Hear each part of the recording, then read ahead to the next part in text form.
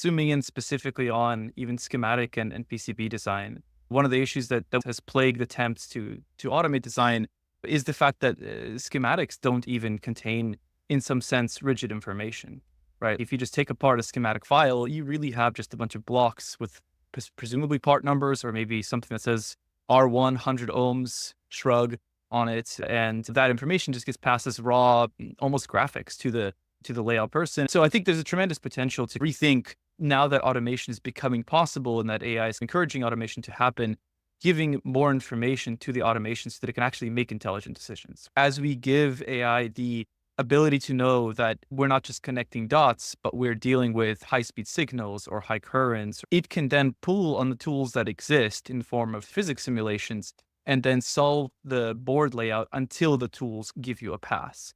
And so that'll make a much more usable layout than just a simple autorouter to connect the dots. One funny thing that we see is like when you start designing a board, the first question you actually ask is who exactly is going to fab it and what stack up is it going to be? And can I get them to commit to those materials, that stack up, the fact that it's available, double check my impedance calculations, whatever else.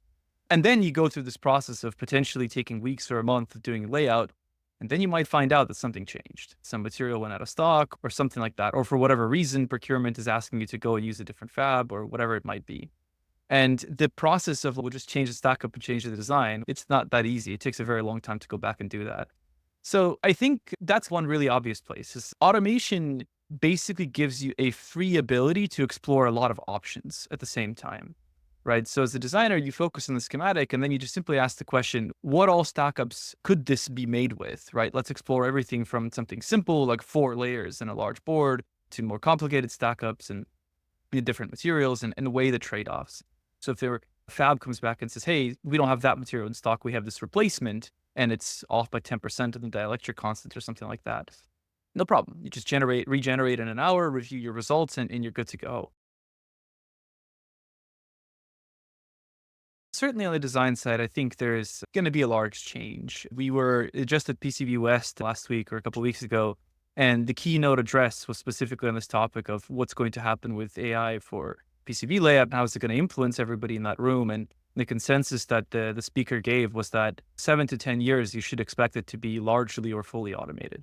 It's not just going to be layout, in my opinion, right? So for example, there's companies who are betting on schematics being actually written as hardware description languages, like the way that chips and FPGAs are designed rather than schematics, which is really interesting. There's companies that focus on allowing people to draw a block diagram, like a high level description of, I want a general microprocessor, a general temperature sensor, and a general screen. Please hook it up for me and give it to me and have that produce a valid schematic, right? Of course, folks like us on that side of taking a schematic and then automatically producing it layout, as we've already mentioned. There's also companies focused on part selection, right? Like a part's out of stock and that's going to hold up assembly. What do we do? Can we swap it? Is it allowed here? What are the tolerances? Could we quickly redesign for a part that we do have in stock or maybe just a different package that we have in stock or something like that? And even after fabrication, I have friends that are creating companies to automate at least the first stab at firmware design, reading a giant PDF for a part, figuring out what all the register are that you have to drive on it, and then giving you some basic C for your microcontroller that exercises those that you can then put together. So I think every little piece of this flow is going to get at least Copilot tools to make you a lot more efficient, if not full automation as a first stab.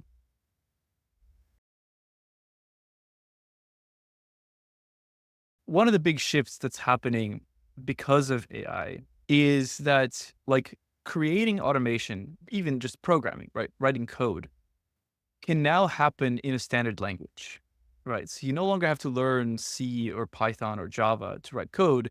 You can just write English and then effectively do the same thing.